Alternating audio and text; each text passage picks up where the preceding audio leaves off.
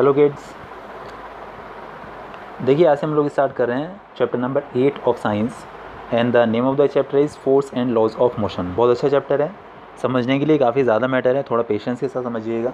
ठीक है, देखिए जैसा कि चैप्टर का नाम है फोर्स, तो हम सबसे पहले फोर्स की डेफिनेशन से ही स्टार्ट करते हैं कि फोर्स क्या होता है। ठीक है, तो although we have studied the definition of the force in the class 8th also, और वापस से हम यहाँ पर पढ़ते हैं कि फोर्स होता क्या है। देखिए कोई भी एक ऐसी क्वांटिटी, कोई भी ऐसी एंटाइटी है ना, जो कि पुश और पुल हो सकती है।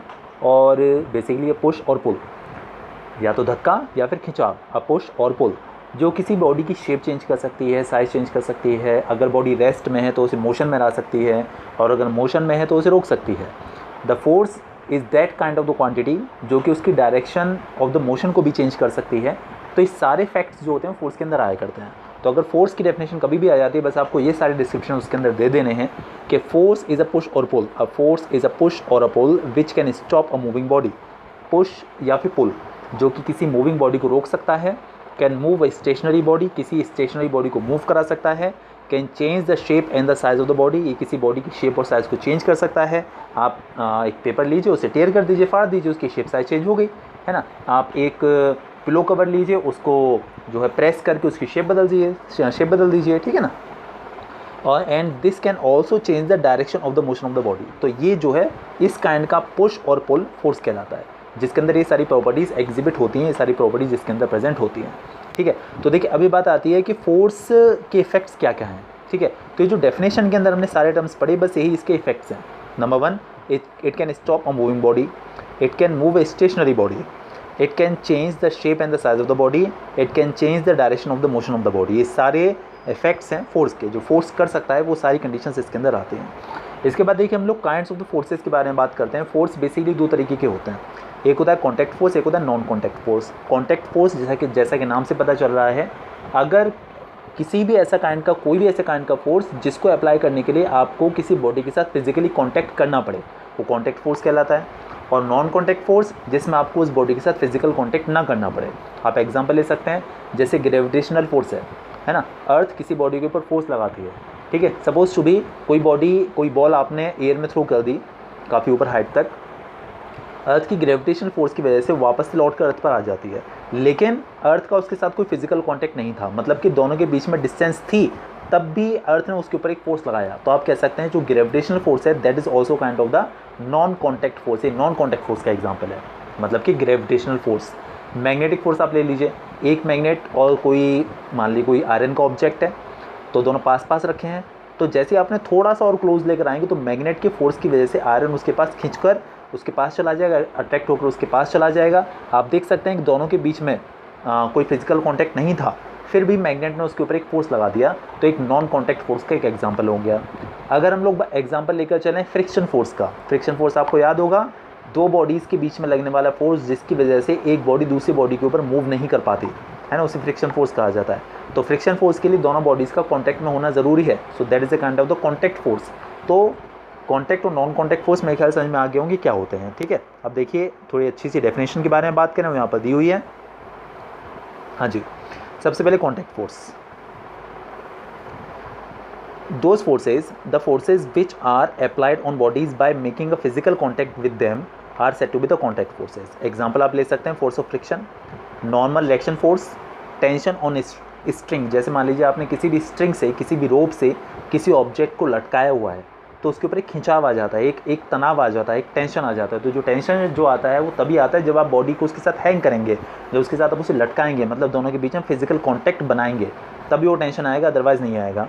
Force exerted because of the collisions of the bodies, जब दो बॉडीज़ आपस में टकराती हैं तो उनके बीच में जो कोलिजन जो होता है, उनके टकराने से जो एक दूसरे के ऊपर जो फोर्स अप्लाई करती हैं, तो वो भी बेसिकली कॉन्टैक्ट फोर्स का एक एग्जांपल हो गया। ठीक है, इसके बाद देखिए ऑल्दो मैंने यहाँ पर उनका एक डिस्क्रिप्शन दे रखा है सारे फोर्सेस का, friction force, normal action force, tension force, ये सब के डिस्क्रिप्शन दे रखे हैं। थोड़ा सा एक बार देख लीजिएगा, वैसा कोई ज़रूरी नहीं है, बेसिकली थोड़ा सा ऊपर समझ में आ गया होगा आपको कॉन्टैक्ट फोर्स होते क्या हैं। ठीक है, चलिए इसके बाद हम लोग बात करते हैं नॉन कॉन्टैक्ट फोर्सेस के बारे में। Although we have studied it, फिर भी थोड़ा सा और देखते हैं। The forces experience by bodies even without being in physical contact are said to be the non contact forces. ठीक है, और इसे फोर्सेज एट अ डिस्टेंस भी कहा जाता है। देखिए नॉन कॉन्टैक्ट फोर्सेज भी कह सकते हैं और फोर्सेज एट अ डिस्टेंस भी कह सकते हैं, दोनों का मीनिंग सेम ही है। और इनके आप एग्जांपल ले सकते हैं ग्रेविटेशनल फोर्स, इलेक्ट्रोस्टैटिक फोर्स और मैग्नेटिक फोर्स। अच्छा, इलेक्ट्रोस्टैटिक फोर्स का मतलब क्या होता है? देखिए हमारे आसपास बहुत सारे चार्जेस होते हैं, कुछ उनमें पॉजिटिव होते हैं, कुछ उनमें नेगेटिव होते हैं। तो जो ऑपोजिट काइंड के चार्जेस हैं, ऑपोजिट काइंड के लाइक एक पॉजिटिव एक नेगेटिव, वो चार्जेस एक दूसरे को अट्रैक्ट करते हैं, ठीक है। और जो सेम काइंड के चार्जेस होते हैं लाइक नेगेटिव नेगेटिव या फिर पॉजिटिव पॉजिटिव, वो एक दूसरे को रिपेल करते हैं, ठीक है। तो मतलब एक दूसरे के ऊपर वो एक फोर्स अप्लाई करते हैं, लेकिन उनके लिए उस फोर्स को अप्लाई करने के लिए उनके बीच में कोई फिजिकल कॉन्टैक्ट की ज़रूरत नहीं होती। तो आप इसको नॉन कॉन्टैक्ट फोर्स की कैटेगरी में डाल सकते हैं, ठीक है। तो electrostatic force is also an example of non contact force. इनका भी हालांकि यहाँ पर देखिए डिस्क्रिप्शन दिया हुआ है, आप चाहें तो इनमें से भी थोड़ा सा पढ़ लीजिएगा, ठीक है। और बाकी ऐसे भी कोई खास ज़रूरत इसके अंदर बिल्कुल है नहीं। ओके, चलिए इसके बाद हम लोग बढ़ते हैं आगे। General characteristics of non contact forces. देखिए यहाँ पर नॉन कॉन्टैक्ट फोर्सेज की कुछ जनरल कैरेक्टरिस्टिक्स दे रखी हैं, जनरल फीचर्स दे रखे हैं। नंबर 1, देखिए ग्रेविटेशन फोर्स जो होता है वो हमेशा अट्रैक्टिव काइंड का होता है। अर्थ ऐसा नहीं हो सकता है किसी बॉडी को अपने से दूर कर सके, अपने से रिपेल कर सके, ऐसा नहीं होता। ग्रेविटेशनल फोर्स जो होता है that is always a kind of the attractive force, attractive in nature. और जो इलेक्ट्रोस्टैटिक फोर्स होते हैं, मतलब कि जो चार्जेस की वजह से जो फोर्स लगते हैं, वो अट्रैक्टिव भी हो सकते हैं और रिपल्सिव भी हो सकते हैं। दोनों प्रॉपर्टीज़ उनके अंदर लाई कर सकते हैं। Electrostatic forces and the magnetic forces can be attractive or repulsive also. Okay, the magnitude of non contact force. देखिए नॉन कॉन्टैक्ट फोर्स जिनके बीच में कोई फिजिकल कॉन्टैक्ट होने की ज़रूरत नहीं है, तो वो जो नॉन कॉन्टैक्ट फोर्सेज हैं वो डिपेंड करते हैं कि बॉडीज़ के बीच की डिस्टेंस कितनी है। अगर बॉडी के बीच की डिस्टेंस ज़्यादा होगी, मतलब वो एक दूसरे से काफ़ी ज़्यादा डिस्टेंसेस पर हैं, तो उनके बीच में जो फोर्स है वो काफ़ी कम होगा, है ना। आप एग्जांपल लेके दे सकते हैं, दो मैग्नेट हैं, अगर आप उन्हें दूर दूर रखेंगे काफ़ी, तो वो एक दूसरे को अट्रैक्ट नहीं कर पाएंगे, वो एक दूसरे को अट्रैक्ट करके अपने पास नहीं खींच पाएंगे। लेकिन जब आप उनके बीच की डिस्टेंस काफ़ी कम कर दें, तो क्या होगा कि वो जैसे आप उन्हें रिलीज़ करेंगे उनके बीच की डिस्टेंस को काफ़ी कम करने के बाद, तो इतना अट्रैक्ट होंगे कि बिल्कुल एक दूसरे से स्टेक हो जाएंगे, चिपक जाएंगे आकर। तो मतलब ये है मेरे कहने का कि अगर आप दो बॉडीज़ के बीच में डिस्टेंस को कम करेंगे, तो उनके बीच में जो अट्रैक्टिव काइंड का जो फोर्स है, मतलब कि जो नॉन कॉन्टैक्ट फोर्स है, वो बढ़ जाएगा डिस्टेंस कम करने से। और अगर डिस्टेंस बढ़ा देंगे तो फोर्स कम हो जाएगा, ठीक है। कोई दिक्कत वाली बात नहीं है, ये बहुत इंपॉर्टेंट टर्म है, समझ लीजिएगा अच्छे से। इसके बाद देखिएगा हम लोग बढ़ने वाले हैं Newton's first law of motion. Newton's first law of motion. देखिए न्यूटन का जो फर्स्ट लॉ ऑफ मोशन है, उसे लॉ ऑफ इनर्शिया के नाम से भी जाना जाता है। अब क्यों जाना जाता है इसके बारे में बात करेंगे, लेकिन पहले हाल फिलहाल लॉ पढ़ लेते हैं कि Newton's first law of motion है क्या। न्यूटन ने बताया, एक्चुअली देखिए मैं आपको बताऊँ, समझा दूँ थोड़ा सा। गैलीलियो गैलीली बहुत टाइम पहले एक साइंटिस्ट हुए थे, एक फिजिसिस्ट हुए थे। उन्होंने एक टर्म बताया था, उन्होंने एक टर्म क्या बताया था कि अगर हम किसी बॉडी को, किसी बॉल को एक फ्रिक्शनलेस सरफेस पर रोल करा दें, एक फ्रिक्शनलेस सरफेस पर रोल करा दें, तो कभी नहीं रुकेगी। उन्होंने ये एक टर्म दिया था कि if a ball is rolled on a frictionless surface, कोई भी ऐसा सरफेस जहाँ पर फ्रिक्शन नहीं है, तो बॉल कभी नहीं रुकेगी। ये दिया था गैलीलियो गैलीली ने। अब न्यूटन ने क्या किया कि उसको थोड़ा सा यूज़ किया। उन्होंने सोचा कि जो फ्रिक्शनल फोर्स है that is a kind of the force, वो एक फोर्स का ही काइंड है। अगर वो नहीं है तो बॉल कभी नहीं रुकेगी, है ना। अगर कोई भी बॉडी ऐसी है कि जो ऐसी सरफेस पर रोल कर रही है, ऐसे सरफेस पर मूव कर रही है जहाँ पर फोर्स ऑफ फ्रिक्शन नहीं है, तो वो कभी रुकने वाली नहीं है। तो उन्होंने सोचा मतलब बॉडी को रोकने के लिए किसी फोर्स की ज़रूरत है। बस वहीं से उन्होंने एक आइडिया ले लिया और अपना एक फर्स्ट लॉ डेवलप कर दिया, ठीक है। तो न्यूटन का जो फर्स्ट लॉ है वो क्या स्टेट करता है, अगर कोई बॉडी रेस्ट में है तो रेस्ट में ही रहती है, अगर कोई बॉडी मोशन में है तो मोशन में ही रहती है, अनटिल और अनलेस, जब तक कि उसके ऊपर कोई एक्सटर्नल फोर्स न लगाया जाए। अगर बॉडी रेस्ट में है तो रेस्ट में ही रहेगी, वो मूव नहीं कर सकती। अगर मोशन में है तो मोशन में ही रहेगी, वो रुक नहीं सकती जब तक कि ऊपर हम कोई एक्सटर्नल फोर्स नहीं लगाते, जब तक हम उस पर कोई बाहर से कोई फोर्स नहीं लगाते। This is the first law of motion, Newton's first law of motion, ठीक है। चलिए देखते हैं, थोड़ा सा और समझते हैं अच्छे से। According to Newton's first law of motion, if a body is in rest it will remain in rest, if it is in motion it will remain in motion with uniform velocity until or unless जब तक कि ना an external force is applied on it, जब तक कि उसके ऊपर एक फोर्स ना लगाया जाए, एक्सटर्नल फोर्स ना लगाया जाए, तो बॉडी अगर मोशन में है तो मोशन में रहेगी, रेस्ट में है तो रेस्ट में रहेगी, है ना। वो अपनी पोजीशन चेंज नहीं कर सकती, ठीक है। रेस्ट में है तो मोशन में नहीं आ सकती और मोशन में है तो रेस्ट में नहीं आ सकती, जब तक कि उसके ऊपर कोई एक्सटर्नल फोर्स नहीं लगता। चलिए ठीक है। इसके बाद देखिए हम लोग बात करते हैं, एक टर्म और होता है इनर्शिया। इनर्शिया समझाता हूँ, इनर्शिया क्या होता है। इनर्शिया किसी भी बॉडी की एक ऐसी प्रॉपर्टी है जिसकी वजह से वो अपनी पोजीशन में चेंज होने का अपोज करती है, विरोध करती है, ठीक है। Inertia is a property of a material, inertia is a property of a body due to which it opposes a change in its state of rest और मोशन और in direction.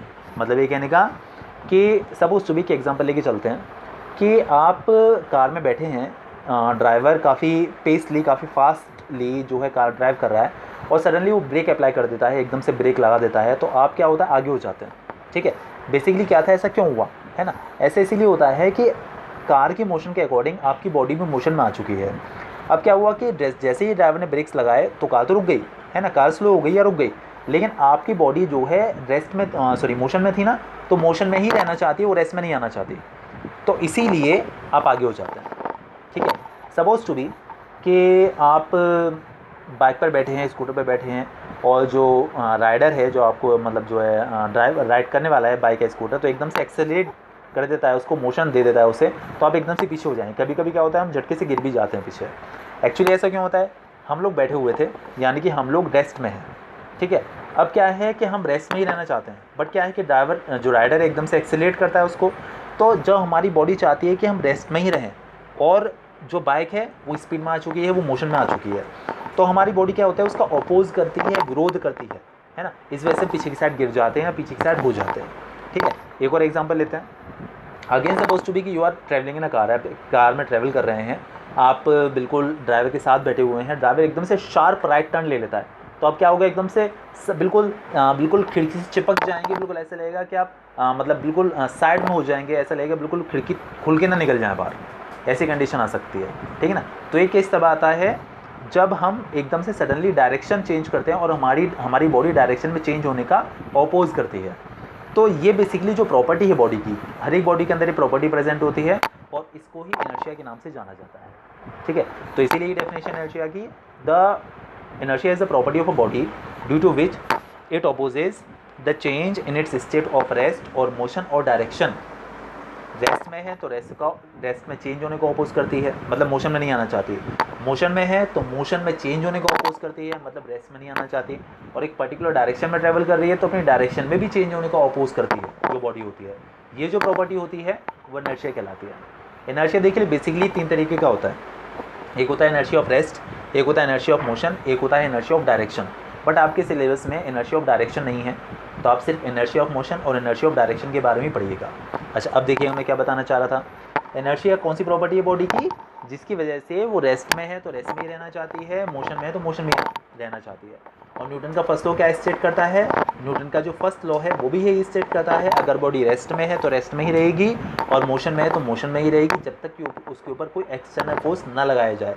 That's why the Newton's first law of motion is also said to be the law of inertia, इसीलिए कहा जाता है उसको। और by chance पूछ लिया जाए तो आप ये बात बता सकते हैं, ठीक है।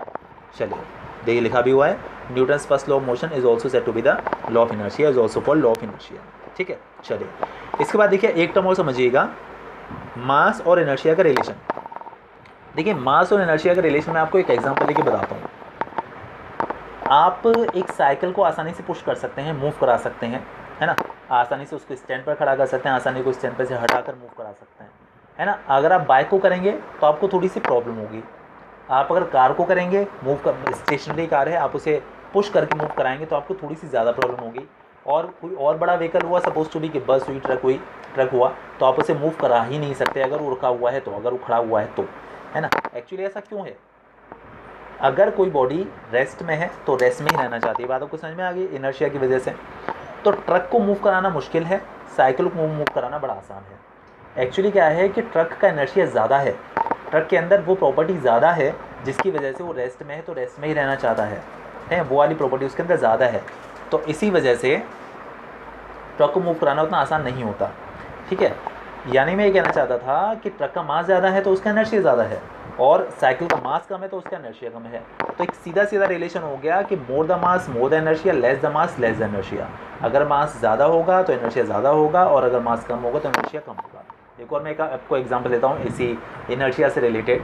सपोज टू बी एक ट्रक जा रहा है, उस साइड से एक बाइक आ रही है, दोनों आपस में टकरा जाते हैं। ट्रक का कुछ नहीं बिगड़ने वाला, बाइक वाला पता नहीं कहाँ जाएगा, कुछ पता नहीं चलेगा। ऐसा क्यों? है ना, ऐसा इसीलिए क्योंकि जो ट्रक है उसका इनर्शिया बहुत ज़्यादा है और बाइक का इनर्शिया बहुत कम है। तो जिसका इनर्शिया ज़्यादा है उसको मूव कराना आसान नहीं है ना, और जिसका इनर्शिया कम है आप उसे आसानी से मूव करा सकते हैं। आपने कई बार सुना होगा कि बाइक पर ट्रिपलिंग अलाउ नहीं है, 3 लोग बाइक पर ट्रैवल नहीं कर सकते। क्यों नहीं कर सकते? गवर्नमेंट ने ऐसा रूल क्यों बनाया है? ठीक है, देखिए ऐसा रूल इसीलिए बनाया गया है कि अगर बाइक पर 3 लोग ट्रैवल करेंगे तो मास ज़्यादा हो जाएगा बाइक का, मतलब बाइक के साथ जो लोग हैं उनका अकम्प्लिश्ड मास ज़्यादा हो जाएगा। तो अगर मास ज़्यादा हो गया तो इनर्शिया ज़्यादा हो गया। तो अगर बाइक चल रही है तो उसको रेस्ट में लाना आसान नहीं है, क्योंकि उसके अंदर इनर्शिया ऑफ मोशन होगा। ठीक है, इनर्शिया ऑफ मोशन मतलब अगर उसके अंदर उसने पर्टिकुलर स्पीड से मूव कर रही है तो उसको रोकना आसान नहीं होगा, है ना, क्योंकि इनर्शिया ज़्यादा है। अगर इनर्शिया ज़्यादा है तो उसे रोकना मुश्किल है। ठीक है, तो इसीलिए बाइक पर ट्रिपलिंग अलाउ नहीं होती। समझ में आ गई मेरी बात अच्छे से? इनर्शिया ज़्यादा है किसी बॉडी का तो उसको ना तो रोक उसकी अगर वो मोशन में है तो उसे रोकना ईजी नहीं होता, और अगर वो रेस्ट में है तो उसको मूव कराना आसान नहीं होता। ये कंडीशन हुआ करती है। ठीक है, चलिए अब बढ़ते हैं हम इसके बाद आगे। तो आप ये बात समझ गए अच्छे से कि मास और इनर्शिया में एक रिलेशन है कि दोनों एक दूसरे के डायरेक्टली प्रोपोर्शनल हैं, यानी कि more the mass more the inertia and less the mass less the inertia. Measurement of mass is called inertia. Mass is directly proportional to the inertia, that is more the mass more the inertia, less the mass less the inertia. Okay, no problem at all, as I think. इसके बाद देखिए kinds of inertia. Inertia अभी हमने discuss किया, 2 तरीके का होता है। एक तो होता है इनर्शिया ऑफ मोशन, दूसरा होता है इनर्शिया ऑफ रेस्ट। ठीक, inertia of rest and inertia of motion. देखिए आप अच्छे समझ चुके हैं कि इनर्शिया ऑफ रेस्ट है क्या, इनर्शिया ऑफ मोशन है क्या। फिर से और थोड़ा सा डिस्क्रिप्शन के साथ पढ़ते हैं, कॉन्सिक्वेंसेज के साथ पढ़ते हैं, एग्जाम्पल के साथ पढ़ते हैं। इनर्शिया ऑफ रेस्ट का मतलब है the property of a body due to which it opposes the change in its state of rest. अगर कोई बॉडी रेस्ट में है तो वो रेस्ट में ही रहना चाहती है, मोशन में नहीं आना चाहती, है ना, तो उसकी इस प्रॉपर्टी को इनर्शिया ऑफ रेस्ट कहा जाता है। The property of a body due to which it opposes the change in its state of rest is said to be the inertia of rest. आप इसके एग्जाम्पल देख लीजिए कुछ। सबसे पहले देखिएगा, अगर कोई passenger, if a passenger is standing in a stationary bus, कोई पैसेंजर किसी स्टेशनरी बस में खड़ा हुआ है and driver suddenly accelerates the बस, और ड्राइवर जो उसका एकदम से बस की स्पीड बढ़ा देता है, उसे एक्सेलरेट कर देता है। Then the passenger fall in backward direction, तो जो पैसेंजर है वो बैकवर्ड डायरेक्शन में गिर जाता है। क्यों? देखिए अगर बस रुकी हुई थी, उसके अंदर एक पैसेंजर खड़ा हुआ है, तो the person is in rest with the bus, जो पर्सन है वो रेस्ट में है बस के साथ। And when driver accelerates the bus comes in motion, but person opposes the change in its state of rest. लेकिन जो पर्सन है वो अपने इनर्शिया ऑफ रेस्ट की वजह से अपनी रेस्ट वाली पोजीशन में चेंज होने को अपोज करता है, विरोध करता है। That's why he falls in backward direction. ठीक है, देखिएगा, the passenger falls in backward direction. This happens because when the bus was in rest the passenger was also in rest, and when the driver accelerates it the lower part of the passenger's body which is in the contact of the bus comes in motion, but the upper part of his body opposes the change in its state of rest due to the inertia of rest, so the passenger falls in backward direction. ठीक है, और देखिएगा, समझिएगा अगला example. when a carpet is beaten with a stick, देखिए आप किसी carpet को स्टिक से बीट करिए तो उसमें से आप देखें बहुत सारे डस्ट पार्टिकल्स जंप आउट कर जाते हैं, बाहर कूद जाते हैं, बाहर निकल आते हैं। ऐसा क्यों होता है? देखिए जैसे हम उसे जब बीट करते हैं कारपेट को, तो क्या होता है कि carpet comes in motion with the beating of stick. Stick के साथ बीट करने पर जो कारपेट है वो तो मोशन में आ जाती है, बट उसके अंदर जो डस्ट पार्टिकल्स हैं वो अपने इनर्शिया ऑफ रेस्ट की वजह से अपोज करते हैं अपनी पोजीशन में चेंज होने का। ठीक है, इनर्शिया ऑफ रेस्ट की वजह से अपनी रेस्ट वाली पोजीशन में चेंज होने को अपोज करते हैं। That's why they fall out, that's why they jump out, इसीलिए उसमें से बाहर गिर जाते हैं। ठीक है, पूरा दे रखा है, देखिए अच्छे से समझाया हुआ है पूरा। तो और देखिएगा, हाँ जी, देखिए similarly on shaking the branches of a tree the fruits and leaves fall down. Same reason है, जब आप ब्रांच को शेक करते हैं देन द आपने ब्रांच को तो मोशन में ला दिया, then we have done the branches are in motion, but the fruits and the leaves which were initially in rest oppose the change in their state of rest due to the inertia of rest. तो rest में थे, rest में ही रहना चाहते, motion में नहीं आना चाहते। सो फॉर अपोजिंग दैट, इसीलिए उसका विरोध करते हैं, अपोज करते हैं, that's why they detach from the branch of the tree, इसीलिए वो ब्रांच ऑफ द ट्री से अलग हो जाते हैं, ठीक है। और देखिए और एग्जाम्पल लेते हैं इसका। On striking the coin at the bottom of the pile of the carrom coins. देखिए अगर आप कैरम खेलते हो तो कई बार हम लोग क्या करते हैं कि एक पाइल बना लेते हैं, मतलब एक के ऊपर एक दूसरे कई सारे कॉइन्स रखते चले जाते हैं, एक पाइल बन जाता है, और हम अगर कस के उसको स्ट्राइक करते हैं नीचे से, है ना, स्ट्राइकर को आप सबसे नीचे वाले कॉइन पर मारिए, तो क्या होता है कि जो नीचे वाला कॉइन है वो तो उसमें से बिल्कुल अलग हो जाता है और बाकी पाइल एज इट इज़ नीचे आके गिर जाता है। ऐसा क्यों होता है ना। देखिए इसका क्या है रीज़न कि आपने नीचे वाले टर्म को स्ट्राइक किया, नीचे वाले कॉइन को स्ट्राइक किया, तो नीचे वाला कॉइन तो मोशन में आ गया और उसमें से अलग हो गया, but because of the inertia of rest, लेकिन इनर्शिया ऑफ रेस्ट की वजह से क्या है कि जो ऊपर के जो सारे कॉइन्स हैं वो थोड़ी देर के लिए वैसे ही रहना चाहते हैं, वो थोड़ी देर के रेस्ट में ही रहना चाहते हैं, that's why they remain as it is, इसलिए वो एज इट इज़ नीचे उतर जाते हैं, नीचे आ जाते हैं, उनकी पोजीशन में कोई चेंज नहीं आता, because of the inertia of rest, inertia of rest की वजह से वो ऐसे ही रहना चाहता है, ठीक है। और देखिएगा हम क्या, एक और एग्जांपल लेते हैं। हमने कोई ग्लास लिया पानी का और उसके ऊपर एक स्मूथ कार्डबोर्ड रखा, उसके ऊपर एक कॉइन रखा। अब अगर हम उसको एक कार्ड जो हमने स्मूथ कार्डबोर्ड जो रखा था उसके ऊपर स्मूथ कार्ड जो रखा था उसे जो कस कर स्ट्राइक करें अपने फिंगर से, तो जो कार्ड होगा उसमें से जो है फ्लाई ऑफ हो जाएगा, बीच में से निकल जाएगा हॉरिजॉन्टल डायरेक्शन में, और जो कॉइन है वो उसके साथ नहीं जाएगा, कॉइन उस ग्लास के अंदर गिर जाएगा। एक्चुअली ऐसा क्यों? Actually we have struck the card with our finger, हमने क्या किया कि कार्ड को फिंगर से स्ट्राइक किया and the card comes in motion, card motion में आ जाता है, but the coin which was initially in rest also wants to be in rest, लेकिन वो रेस्ट में ही रहना चाहता है because of the inertia of rest, so that's why it falls into the glass. तो थोड़ी देर के लिए वो रेस्ट में ही रहता है तब तक कि उसमें से जो कार्ड फ्लाई ऑफ हो जाता है, फ्लाई ऑफ हो जाता है और कॉइन ग्लास के अंदर गिर जाता है, तो that is because of the inertia of rest again. तो इस सारे कॉन्सिक्वेंसेज जो है इनर्शिया ऑफ रेस्ट के ही चल रहे हैं। और देखिएगा when a train suddenly starts the sliding door of the some compartments में ओपन। देखिए कई बार क्या होता है जो एसी कंपार्टमेंट्स हुआ करते हैं, एयर कंडीशन कंपार्टमेंट्स वगैरह होते हैं ट्रेन के, उनके अंदर स्लाइडिंग डोर्स होते हैं, तो कई बार क्या हुआ जैसे एकदम से जो ट्रेन है वो सडनली स्टार्ट हो जाती है, मूव करने लगती है, तो उसके जो डोर्स होते हैं अपने आप से ओपन हो जाते हैं, है ना। ऐसा इसीलिए होता है because of the inertia of rest again. देखिए क्या है कि जो ट्रेन थी वो इनिशियली रेस्ट में थी, उसके साथ जो डोर्स थे वो भी रेस्ट में थे, बट जैसे ही मोशन में वो आती है, but the doors of the train do not want to be in motion with the train, लेकिन वो जो उसके ट्रेन की जो डोर्स हैं वो मोशन में नहीं आना चाहते because of their inertia of rest. अपने इनर्शिया ऑफ रेस्ट की वजह से they still want to be in rest, वो अभी भी रेस्ट में ही रहना चाहते हैं, so that's why they opposite, और उसकी वजह से उसका विरोध करते हैं एंड दे ओपन, और वो खुल जाता है। ठीक है, चलिए आगे बढ़ते हैं हम लोग इनर्शिया ऑफ मोशन की तरफ। इसकी डेफिनेशन है, फिर इसके भी कॉन्सिक्वेंसेज हैं इसी तरीके से। हाँ जी, the property of a body due to which it opposes the change in its state of motion is called inertia of motion.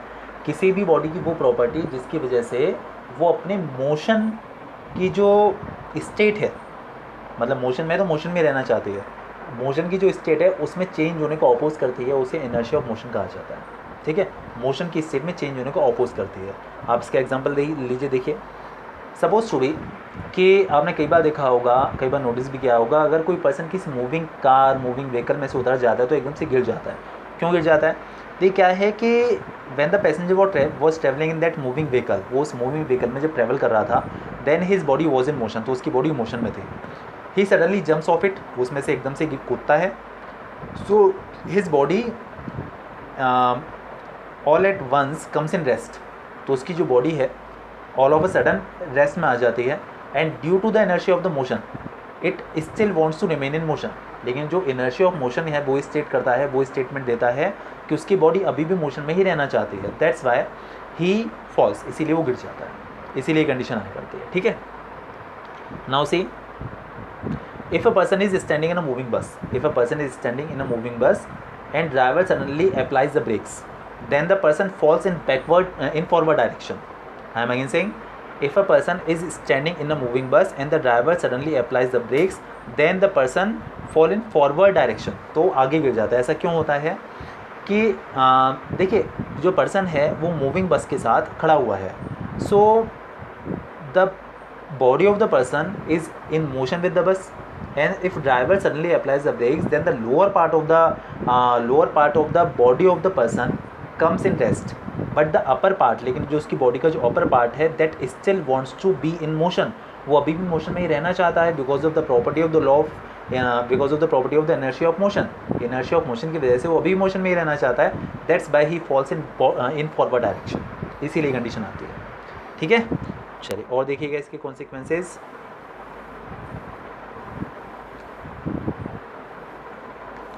An athlete runs before taking a long jump because by doing this he brings his body in the state of motion. So on jumping due to inertia of motion it becomes easier to jump. ठीक है, उसके अंदर inertia of motion आ जाता है, तो जब वो jump करेगा तो एक ईजी टर्म उसको मिल जाएगा जंप करने की, इसीलिए वो ऐसा करता है। ठीक है, अच्छा और देखिएगा, if a person is sitting in a moving train, एक पर्सन है वो एक मूविंग ट्रेन में बैठा हुआ, उसके हाथ में एक बॉल है, वो बॉल को ऊपर उछालता है ना, वो जो थ्रो करता है, he throws a ball in the upward direction. लेकिन क्या है कि देखिए कायदा क्या कहता है कि उसने बॉल को ऊपर फेंका, ट्रेन मूव कर रही है तो ट्रेन को नीचे से चले जाना चाहिए और उस बॉल को पीछे गिरना चाहिए, लेकिन जो बॉल है वो अभी भी उसके हाथ में गिरती है आकर। तो ऐसा क्यों होता है, देखिए मैं समझाता हूँ। जो बॉल थी वो भी मोशन में ही थी with the bus and the person. ठीक है, अब क्या हुआ कि उसने जो बॉल को एयर में थ्रो किया, तो because of the inertia of motion it can not instantly come in the rest, वो इंस्टेंटली रेस्ट में नहीं आ सकती, वो थोड़ी देर मोशन में ही रहेगी। दैट्स वाई क्या होगा कि उसके हाथ में आके गिरेगी। ठीक है ना, ऐसा नहीं हो पाता कि एकदम से रेस्ट में आ जाए तो पीछे चली जाए, पीछे रह जाए, वो भी थोड़ी देर मोशन में ही रहेगी, इसीलिए उसके हाथ में ही आ जाती है, इसीलिए ऐसा हुआ करता है। ठीक है, चलिए और देखिएगा, इसके बाद हम लोग बात करते हैं लीनियर मोमेंटम या फिर मोमेंटम। दोनों का मतलब सेम ही है, लीनियर मोमेंटम कह लीजिए, मोमेंटम कह लीजिए, दोनों का मीनिंग सेम ही होता है। तो देखिए क्या होता है linear momentum. Suppose to be कोई बॉडी है, उसका जो मास है वो है m, उसका मास m है, उसकी वेलोसिटी v है। तो मास और वेलोसिटी का जो प्रोडक्ट होता है उसे मोमेंटम कहा जाता है। The product of the mass and the velocity of a body set to the momentum, और इसको हम लोग जनरली रिप्रेजेंट करते हैं स्मॉल p से। The product of the mass and the velocity of a body set to the momentum p is equal to mv। और अगर हम इसकी यूनिट के बारे में बात करें तो देखिए मास की यूनिट आपको पता है बहुत अच्छे से किलोग्राम होती है, और वेलोसिटी की होती है metre per second. Metre per second, आप सेकंड को ऊपर लाके आपको याद होगा, आप इसे मीटर सेकंड इनवर्स मतलब metre second to the power -1 भी कह सकते हैं। So this is the SI unit of the momentum. और अगर हम इसकी CGS यूनिट के बारे में बात करते हैं तो होता है ग्राम सेंटीमीटर सेकंड इनवर्स या फिर ग्राम सेंटीमीटर पर सेकेंड, ये इसकी जो है CGS यूनिट है। एक बात और, जो मोमेंटम है वो एक वेक्टर क्वांटिटी है। ठीक है, आपको याद होगा वेक्टर क्वांटिटी क्या होती है। वेक्टर क्वांटिटी होती है which needs direction and magnitude for representation, जिसको रिप्रेजेंट करने के लिए आपको डायरेक्शन और मैग्नीट्यूड वैल्यू दोनों की ज़रूरत होती है, उसे कहा जाता है वेक्टर क्वांटिटी। इसके बाद देखिए जो ये rate of change in momentum है, यहाँ से हम लोग कल कर लेंगे। ठीक है, चलिए ओके बाय।